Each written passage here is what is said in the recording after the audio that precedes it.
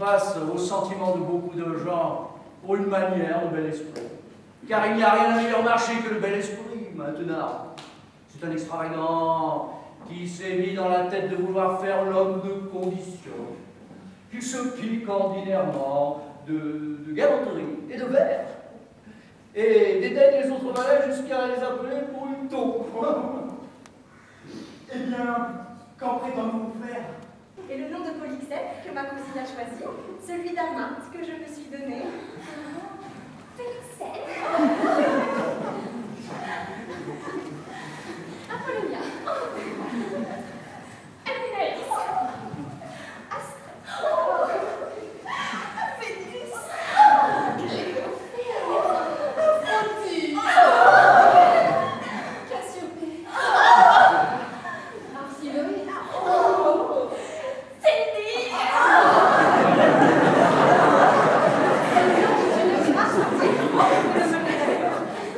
Écoutez, il n'y a qu'un mot qui sert. Et je n'entends point que vous ayez d'autres noms que ceux qui vous ont été donnés par mon parrain et ma reine.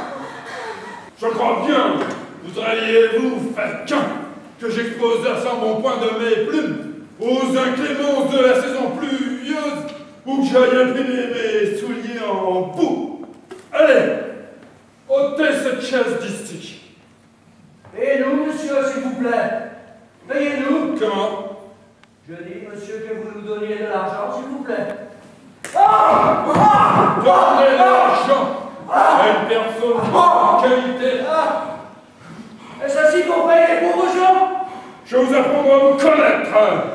Ces canailles sont joués à moi. Payez-vous vite donc! Ouais. Je dis que je veux avoir de l'argent tout à l'heure! Il est raisonnable. Tenez.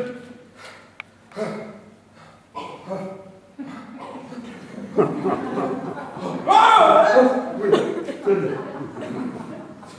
Tiens, tu parles comme il faut, toi. C'est un coquin qui ne sait ce qu'il dit. Es-tu content? Non, je ne suis pas content!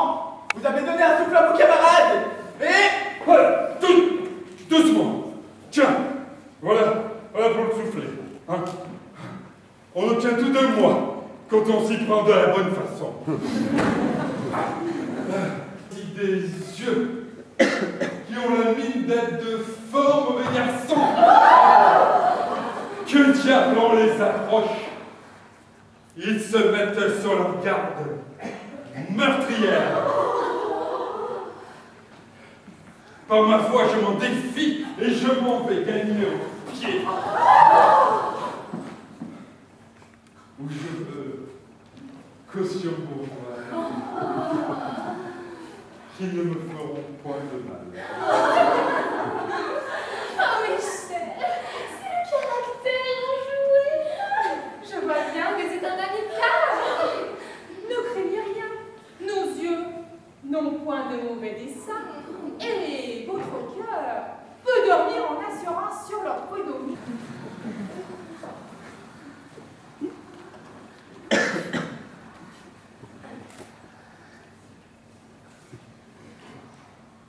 Eh bien, mesdames, que dites-vous de Paris?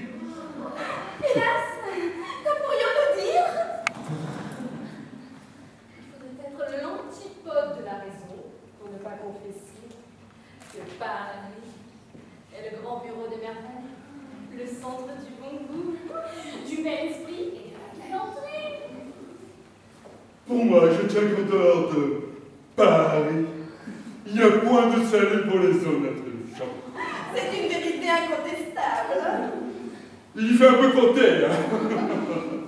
Mais heureusement, nous avons la chaise. Oh, il est vrai que la chaise est un retranchement merveilleux contre les insultes de la boue et du pauvre. Mais dites-moi, recevez-vous de la visite? Quel bel esprit était votre? Hélas, nous ne sommes pas encore connus. Mais nous sommes en passe de lettres. Et nous avons une amie particulière qui nous a promis de nous amener ici tous ces messieurs du recueil de pièces choisies. Et c'est à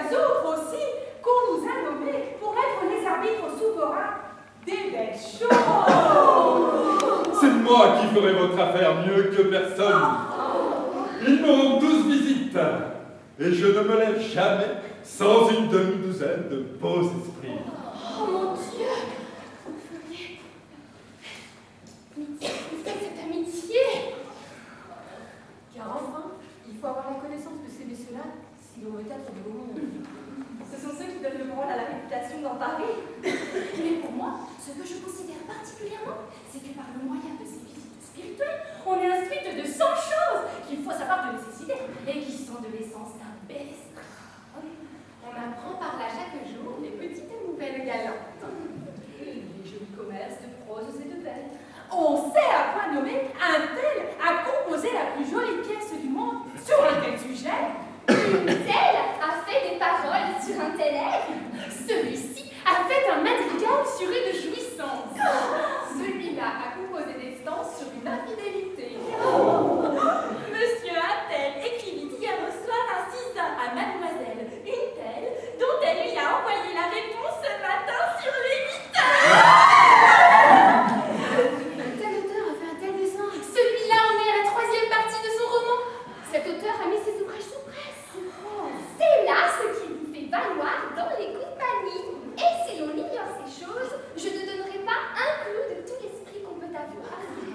En effet, je trouve que c'est renchérir sur le ridicule qu'une personne se pique d'esprit et ne sache pas jusqu'au moindre petit quatrain qui se fait chaque jour. Et pour moi? Et pour moi? Et pour moi? J'aurais toutes les hontes du monde s'il fallait qu'on vînt à me demander si j'aurais vu quelque chose de nouveau que je n'aurais pas vu.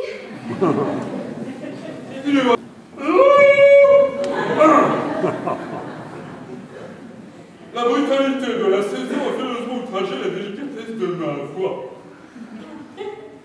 Mais il n'importe.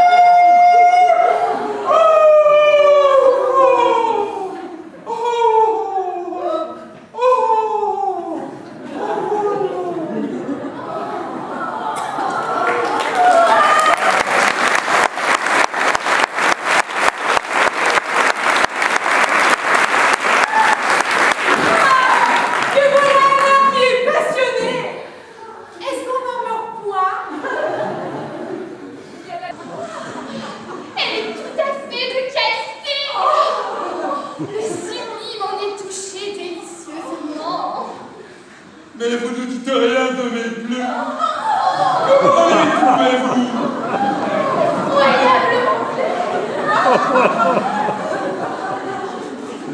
Elle me coûte. Le bras m'en coûte 1 louis d'or. Oui, j'ai cette manie de vouloir faire généralement dans tout ce qu'il y a de plus beau. Je vous assure que nous sympathisons, vous et moi. J'ai une tendresse furieuse pour tout ce que je porte. Et jusqu'à mes chaussettes, je ne puis rien souffrir qui ne soit de la bonne vulgaire.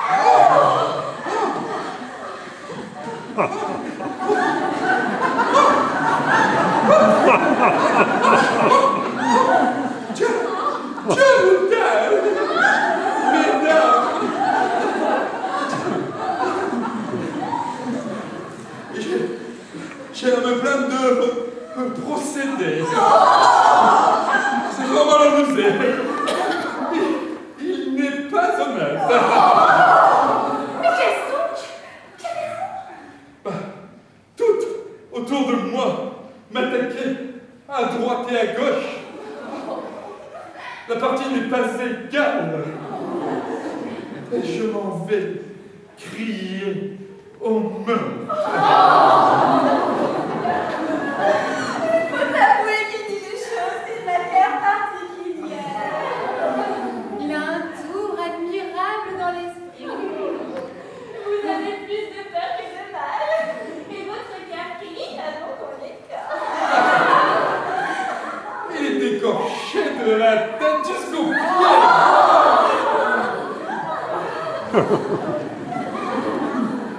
C'est à la jambe deux grenades dont je porte encore les marques. Tâtez un peu de grâce. Vous sentirez quelques coups. C'était là.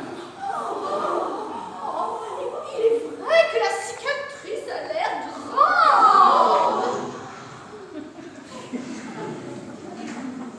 Donnez-moi votre main. Et tâtez celle-ci.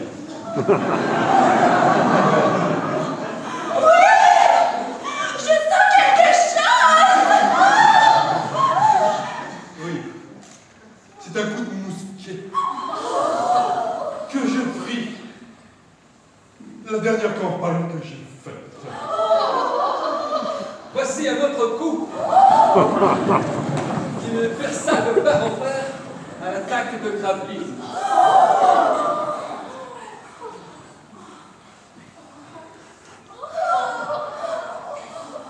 Mais je vais vous montrer une furieuse plaie.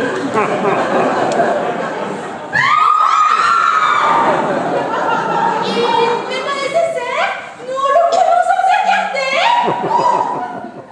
Ce sont la musique.